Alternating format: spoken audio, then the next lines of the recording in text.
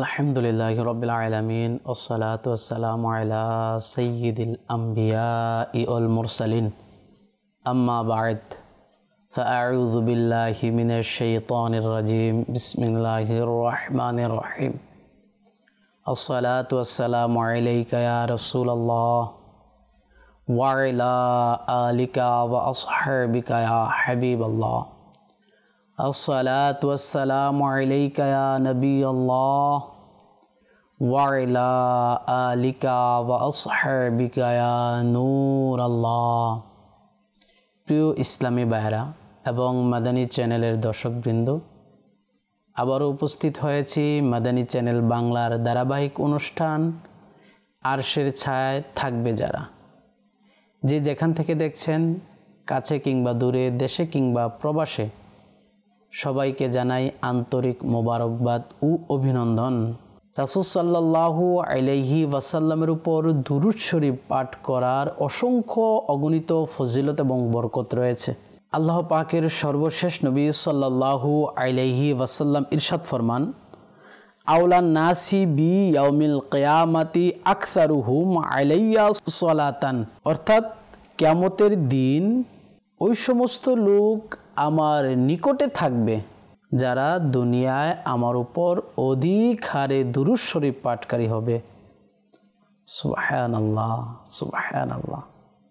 আমরা যদি রাসূল সাল্লাল্লাহু আলাইহি ওয়াসাল্লামের নৈকট্যতম চাই, তাহলে আমাদের উচিত আমরা যেন রাসূল সাল্লাল্লাহু আলাইহি ওয়াসাল্লামের উপর অধিক থেকে অধিক হারে দুরূদ শরীফ পাঠ করি। প্রিয় ইসলামী ভাইরা, আপনারা গত পর্বে শুনেছেন আল্লাহ তাআলাকে ভয় করার কথা। আল্লাহ তাআলা কোরআনের বিভিন্ন জায়গার মধ্যে আদেশ দিয়েছেন আল্লাহকে ভয় করার জন্য। রাসূল সাল্লাল্লাহু আলাইহি ওয়াসাল্লামও হাদিসে মুবারাকার মধ্যে আল্লাহ তাআলাকে ভয় করার কথা বলেছেন। সাহাবায়ে কেরাম আলাইহিমুর রিদওয়ানগণ ওনাদের ছেলে সন্তানদেরকে আল্লাহ তাআলাকে ভয় করার নির্দেশ দিয়েছেন, ওসিয়ত করেছেন।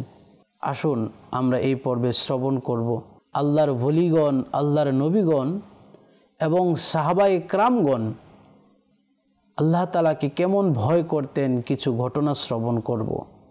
আল্লাহ তাআলার ভয়ে ওনাদের অশ্রুগুলো কিভাবে প্রবাহিত হতো আমরা তা শ্রবণ করব। একবার সরকারে কাউনাইন নানায়ে হাসনাইন সাল্লাল্লাহু আলাইহি ওয়াসাল্লাম খুতবা প্রদান করলেন। উপস্থিত লোকদের মধ্য থেকে একজন ব্যক্তি কান্না করা শুরু করে দিল।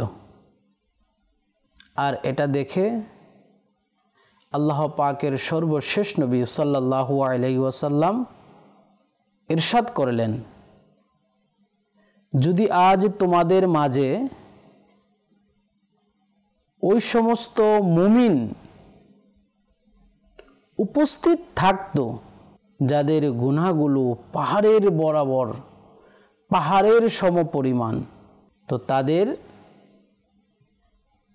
গুনাহগুলো এই ব্যক্তির কান্নার কারণে ক্ষমা করে দেওয়া হতো।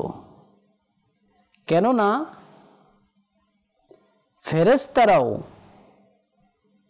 তার সাথে কান্না করছে এবং দোয়া করছে। কি দোয়া?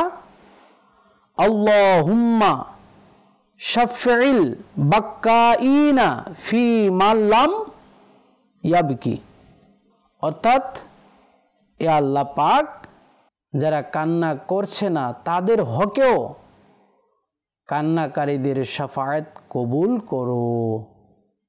সুবহানাল্লাহ, সুবহানাল্লাহ। প্রিয় ইসলামী ভাইরা, সাহাবায়ে কেরামের মধ্যে কেমন কান্নার জজবা ছিল, আর ওনাদের কান্নার কারণে আল্লাহ তাআলা যারা কান্না করে নাই তাদেরকেও ক্ষমা করে দিবেন। প্রিয় ইসলামী ভাইরা, আসুন আমরা আরও শ্রবণ করি। আল্লাহ পাকের সর্বশেষ নবী সাল্লাল্লাহু আলাইহি ওয়াসাল্লাম ইরশাদ করেন, যেই মুমিনের চোখ থেকে আল্লাহর ভয়ে অশ্রু প্রবাহিত হয়, যদিও ওই অশ্রু মাছির মাথার পরিমাণ হয় না কেন, এবং ওই অশ্রু তার চেহারার মধ্যে যদি প্রবাহিত হয়, তো আল্লাহ পাক তার জন্য জাহান্নামকে হারাম করে দিবে। সুবহানাল্লাহ, সুবহানাল্লাহ। রাসূল সাল্লাল্লাহু আলাইহি ওয়াসাল্লাম বলছেন যে যদি কোনো মুমিন যদি কান্না করে, আর কান্নার সময় যদি তার চোখ থেকে যদি মাছির মাথার পরিমাণ যদি অশ্রু ঝরে যদি তার গালের মধ্যে প্রবাহিত হয়, তাহলে আল্লাহ তাআলা তার জন্য জাহান্নামকে হারাম করে দিবেন। সুবহানাল্লাহ, সুবহানাল্লাহ। হুজ্জাতুল ইসলাম হযরত সৈয়দুনা ইমাম মুহাম্মদ বিন মুহাম্মদ গজ্জালি রাহমাতুল্লাহি তাআলা নকল করেন, হযরত ইব্রাহিম খলিলুল্লাহ আলা নবীনা ওয়া আলাইহিস সালাতু ওয়াসসালাম যখন নামাজের জন্য দণ্ডায়মান হতেন, তো আল্লাহ তাআলার ভয়ে এমনভাবে কান্না করতেন, 1 মাইল দূর থেকে উনার বুকের মধ্যে যেই কান্নার আওয়াজ, হিসকির আওয়াজ, ওই আওয়াজ 1 মাইল দূর থেকে শোনা যেত। দেখুন প্রিয় ইসলামী ভাইরা, আল্লাহর নবী হযরত সৈয়দুনা খলিলুল্লাহ আলা নবীনা ওয়া আলাইহিস সালাতু ওয়াসসালাম, উনি আল্লাহ তাআলার ভয়ে কেমনভাবে কান্না করতেন। আল্লাহ তাআলা আমাদেরকেও আল্লাহর ভয়ে কান্না করার তৌফিক দান করুক। হযরতে আনাস রাদিয়াল্লাহু তাআলা আনহু থেকে বর্ণিত, সরকারে মদিনা সাল্লাল্লাহু আলাইহি ওয়াসাল্লাম ইরশাদ ফরমান, যে ব্যক্তি আল্লাহ তাআলার ভয়ে কান্না করবে, আল্লাহ পাক তাকে ক্ষমা করে দিবে। সুবহানাল্লাহ। হযরত উকবা বিন আমির রাদিয়াল্লাহু তাআলা আনহু আরজ করলেন, ইয়া রাসূলুল্লাহ সাল্লাল্লাহু আলাইহি ওয়াসাল্লাম, নাজাত কি? ইরশাদ করলেন, নিজের জবানকে রুখে রাখো, অর্থাৎ নিজের জবানকে ওই স্থানে খোলো, ব্যবহার করো যেখানে ফায়দা, যেখানে নোকসান ক্ষতি, ওই জায়গায় জবানকে বন্ধ রাখো। তোমার ঘর তোমার জন্য যথেষ্ট, অর্থাৎ কোনো কারণ ব্যতীত ঘর থেকে বের হইও না। রাসূল সাল্লাল্লাহু আলাইহি সাল্লাম নাজাতের কথা বলতেছেন, যে নাজাত কিসের মধ্যে? জবানকে বন্ধ রাখা এবং বিনা প্রয়োজনে ঘর থেকে বের না হওয়া। আর 3 নাম্বার হচ্ছে গুনাহের উপর কান্না করা। সুবহানাল্লাহ। নবী সাল্লাল্লাহু আলাইহি ওয়াসাল্লাম আমাদেরকে নাজাতের রাস্তা দেখিয়ে গিয়েছেন। নাজাত কিসের মধ্যে আমাদেরকে বলে গিয়েছেন। প্রিয় ইসলামী ভাইরা, আসুন আমরা আরও শ্রবণ করি যে কান্নার কি ফজিলত রয়েছে, আল্লাহর ভয়ের কি ফজিলত রয়েছে।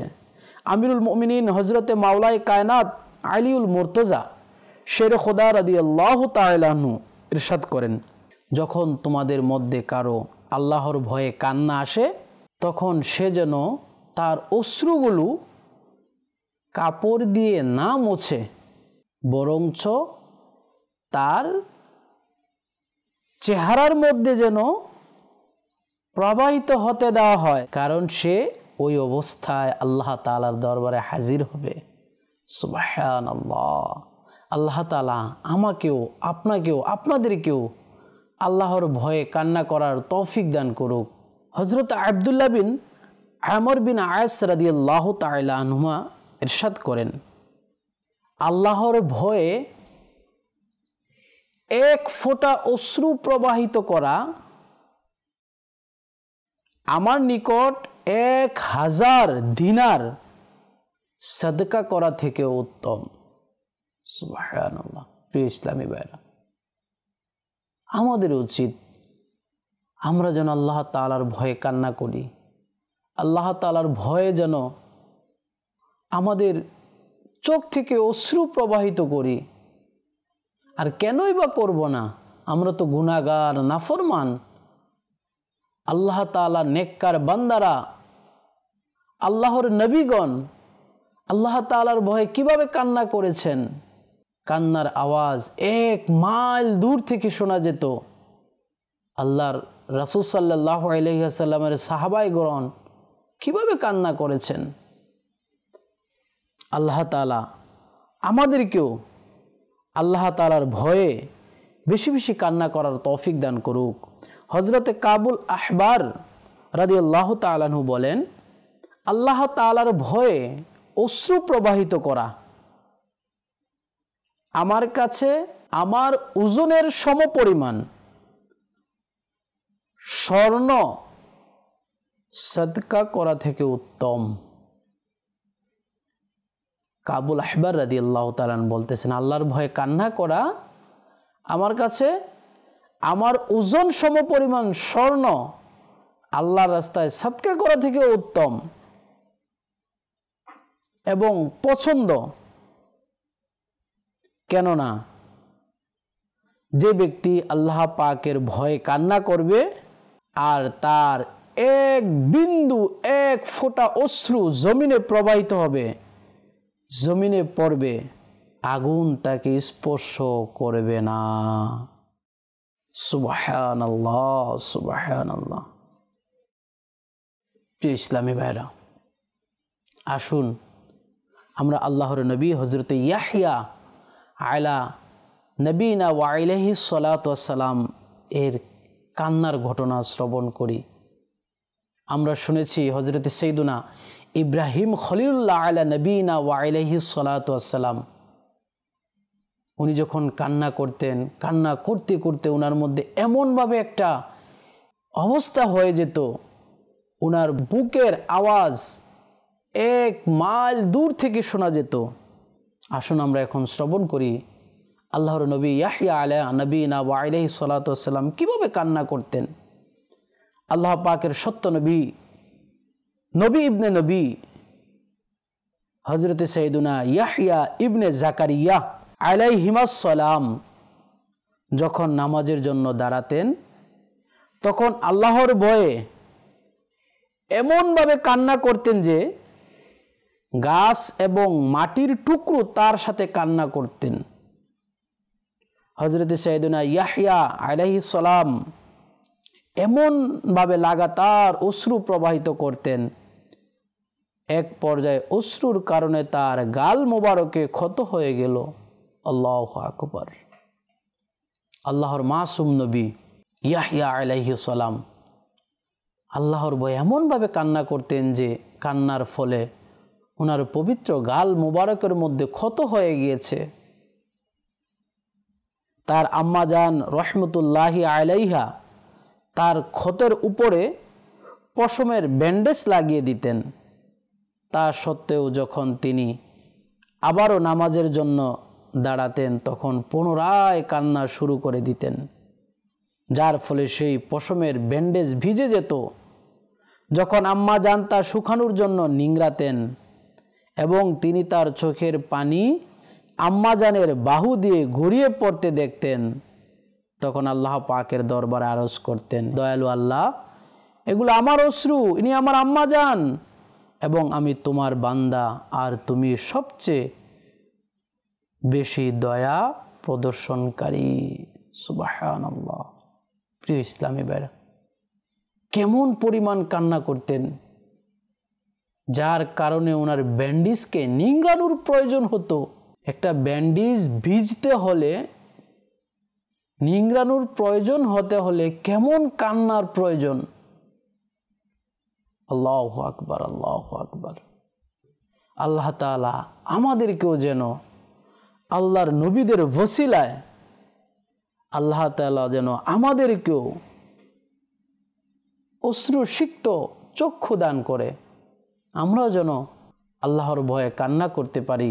আসুন আমরা আরও কয়েকটি ঘটনা শ্রবণ করি। হযরত সাইয়্যিদুনা সুফিয়ান রহমতুল্লাহি তাআলা বলেন, হযরতে সাইয়্যিদুনা সাঈদ বিন যায়েব তাইফি রাহমাতুল্লাহি তাআলা আলাইহির অশ্রু কখনোই বন্ধ হতো না, সর্বদা কাঁদতে দেখা যেত। নামাজ আদায় করত কাঁদতে কাঁদতে, তাওয়াফ করত কাঁদতে কাঁদতে, নামাজ আদায় করত কাঁদতে কাঁদতে, এবং তাওয়াফও করতেন উনি কান্না করতে করতে। বসে দেখে কোরআন পড়তো কান্না করতে করতে, আর সাথে পথে যখনই তার সাক্ষাৎ হতো তখনও কান্না করতে দেখা যেত, কান্নায় থাকতো। এক ব্যক্তি তাকে সর্বদা কান্না করার ব্যাপারে নিন্দা করলে তখন তিনি কান্না করে দিলেন এবং বিনয়ী করে বলতে লাগলেন, আমার কান্নার ব্যাপারে নয়, বরং আমার গুনাহ ও অতি রঞ্জনের ব্যাপারে নিন্দা করা উচিত।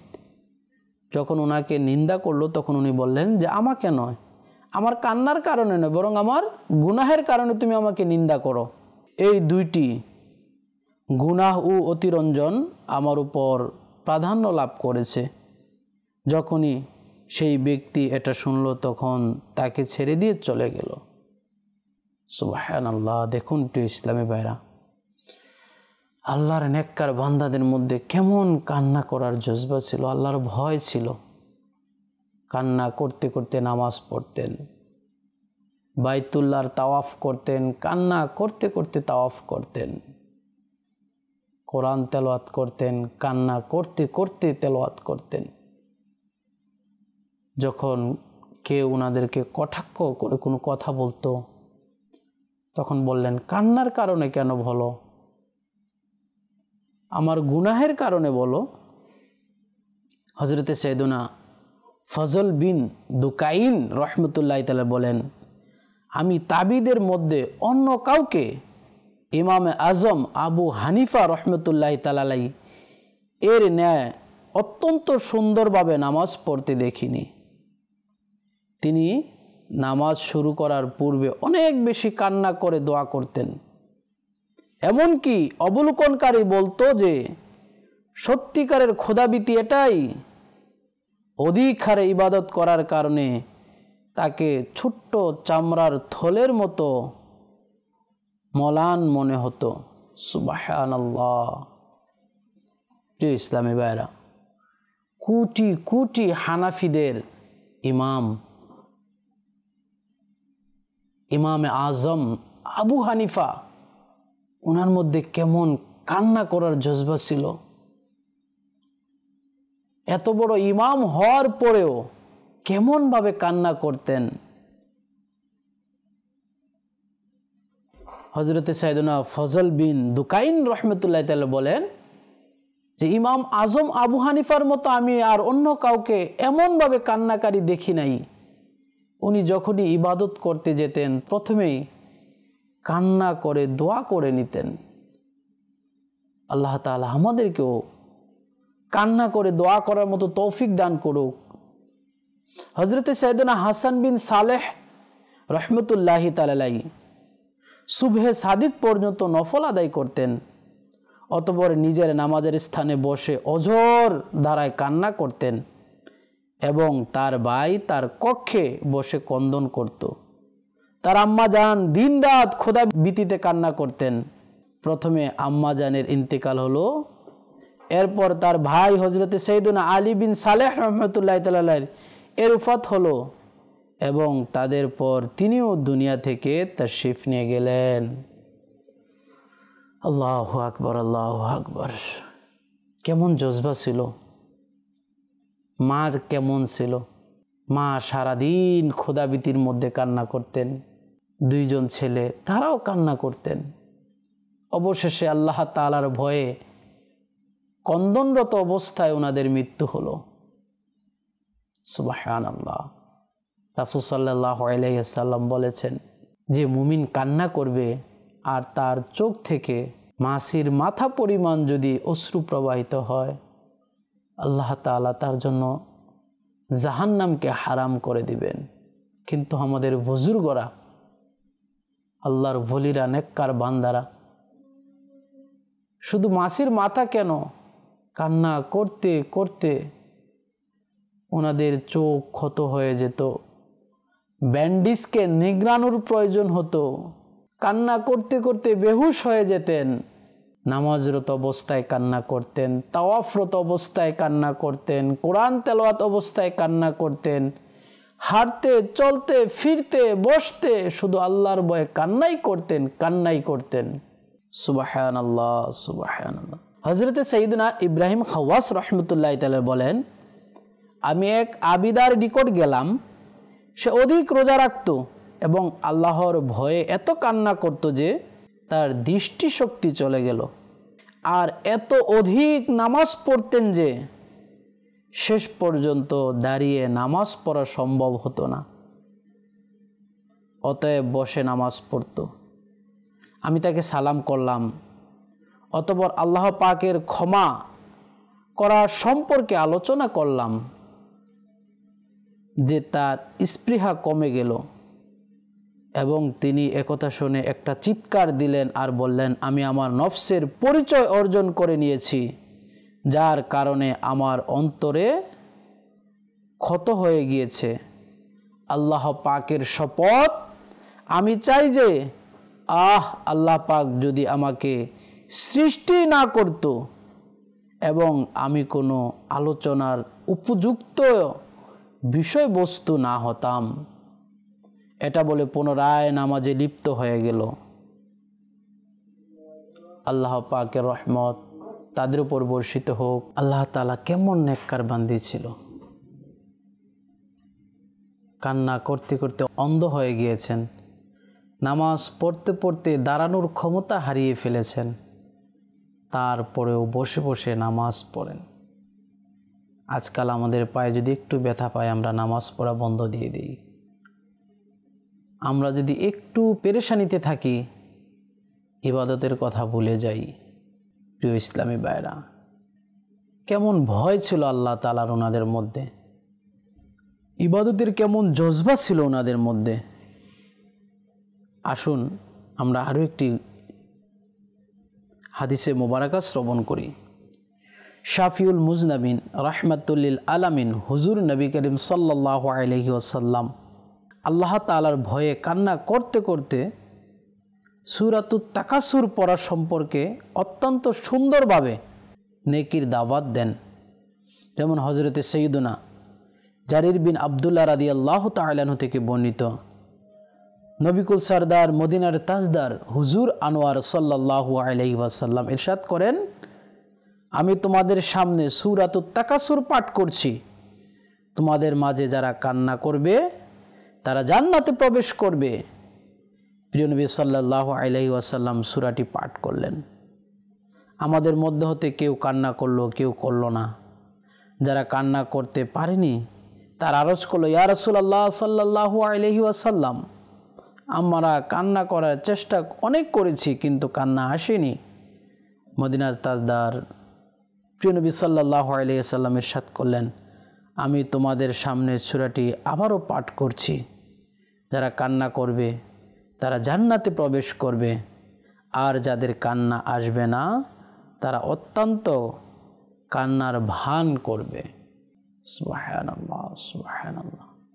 রাসূল সাল্লাল্লাহু আলাইহি ওয়াসাল্লাম সাহাবা ইকরামদেরকে কান্না করার আদেশ দিয়েছেন, কান্নার ভান করার নির্দেশ দিয়েছেন, আদেশ দিয়েছেন। ভালো জিনিসকে ফলো করাটাও ভালো, ভালো জিনিসের অনুসরণ ভালো, উত্তম, উত্তম জিনিসের অনুকরণ করাটাও উত্তম। আমরা যেন আল্লাহ তাআলার ভয়ে কান্না করি, আমরা যেন আল্লাহ তাআলার ভয়ে নামাজ ছেড়ে নয় বরং নামাজের মধ্যে দিন অতিবাহিত করি। আমরা যেন দোয়ার মধ্যে কান্না করি, নীরবে নির্জনে বসে আল্লাহ তাআলাকে স্মরণ করে, আল্লাহর আযাবকে স্মরণ করে, মৃত্যুর পরে কবরকে স্মরণ করে, হাসরকে স্মরণ করে কান্না করি। কেননা যে ব্যক্তি কান্না করবে আল্লাহর ভয়ে, রাসূল সাল্লাল্লাহু আলাইহি ওয়াসাল্লাম বলেছেন, কাল কিয়ামতের ময়দানে যখন কোনো ছায়া থাকবে না আরশের ছায়া ব্যতীত, ওই সময় সে ব্যক্তি আল্লাহ তাআলার আরশের ছায়ার নিচে থাকবে। প্রিয় ইসলামী ভাইরা, আল্লাহ তাআলা আমাকে, আপনাকে, আমাদের সবাইকে যেন আল্লাহর ভয়ে কান্না করার তৌফিক দান করুক। সাল্লু আলাল হাবিব সাল্লাল্লাহু তাআলা আলা মুহাম্মদ। আজ এই পর্যন্ত, দেখা হবে অন্য কোনো বিষয় নিয়ে অন্য কোনো পর্বে। ভালো থাকুন, সুস্থ থাকুন, মাদানী চ্যানেল দেখতে থাকুন। সাল্লু আলাল হাবিব সাল্লাল্লাহু তাআলা আলা মুহাম্মদ সাল্লাল্লাহু তাআলা আলাইহি ওয়াসাল্লাম।